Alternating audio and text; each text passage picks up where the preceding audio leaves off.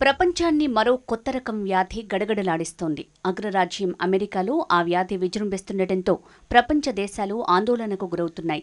Eastern ఈక్విన్ encephalitis virus అనేది ఒక రకమైన వైరస్. దోమల ద్వారా ఈ అరుదైన వ్యాధి సంక్రమిస్తుందని వైద్య నిపుణులు గుర్తించారు. ఈ వైరస్ మొదటిసారిగా 1933లో అమెరికాలో గుర్తించబడింది. ఈ వైరస్ ద్వారా సంక్రమించిన వ్యాధిని ఈస్టర్న్ ఈక్విన్ ఎన్సెఫాలిటిస్ అంటారు. ఈ వైరస్ గుర్రాలకు మాత్రమే కాకుండా మానవులకు కూడా వ్యాధిని కలిగిస్తుంది. ఈ వైరస్ ద్వారా సంక్రమించిన వ్యాధిని మానవుల్లో వచ్చే తీవ్రమైన నాడీ సంబంధిత వ్యాధిగా ప్రకటించబడింది. ఈ వైరస్ ద్వారా సంక్రమించిన వ్యాధి మానవుల్లో మెదడునే కాకుండా నాడీ వ్యవస్థను కూడా ప్రభావితం చేస్తుంది. ఈ వైరస్ ద్వారా సంక్రమించిన వ్యాధి మానవుల్లో తలనొప్పి, జ్వరం, విరేచనాలు, వాంతులు, కళ్ళు మరియు ముక్కు నుంచి నీరు కారటం, నడవటంలో ఇబ్బంది, మెదడు మరియు నాడీ వ్యవస్థ ప్రభావం కావటం వంటి లక్షణాలను కలిగిస్తుంది.